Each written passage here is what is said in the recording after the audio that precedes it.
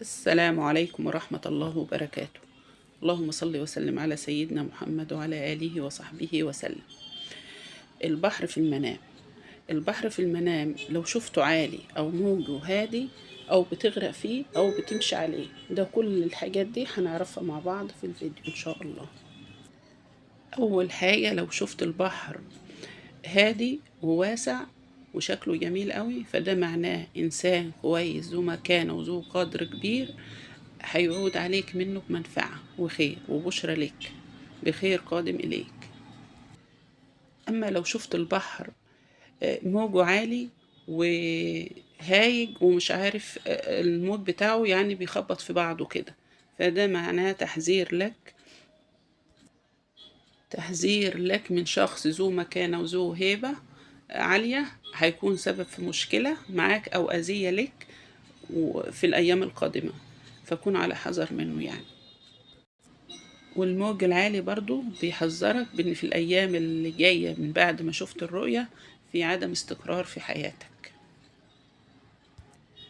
ومن الرؤى التحذيرية للبحر برضو إنك تشوفه عاكر، ميته عكرة، فده معناه إن إنسان ذو هيبة وذو مكانة مش هيكون يعني مزاجه كويس، هيكون مزاجه متعكر شوية وهيقلب عليك في بعض، فتجنب إنك تتعامل معاه اللي هو ذو منصب في هذه الفترة، والله أعلم.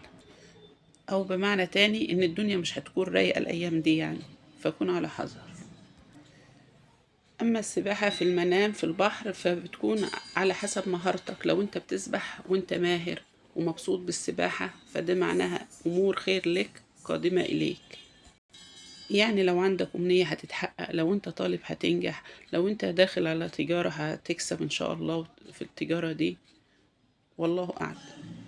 أما المشي على الماء في المنام في البحر فده معناه انك هتنجز وهتعمل انجاز بدون اي خسائر، وهتوصل للي انت عايزه بإذن الله.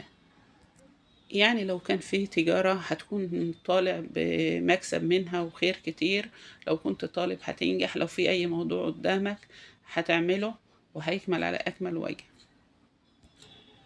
اما الغرق في البحر فده ذنب بيعمله الرائي، فعليه الحذر والإنذار. وعلى الراعي أن يتفقد أحواله ويشوف الذنب اللي بيعمله ده، لأنه هيقابل بسبب الذنب ده مشاكل كتير في حياته وعدم استقرار، والله أعلى وأعلى. وفي النهاية حبايبي، فعلوا زر الجرس واشتراك في القناة عشان يوصلكم كل جديد، والتعليق في الكومنتات بأي حاجة بذكر الله.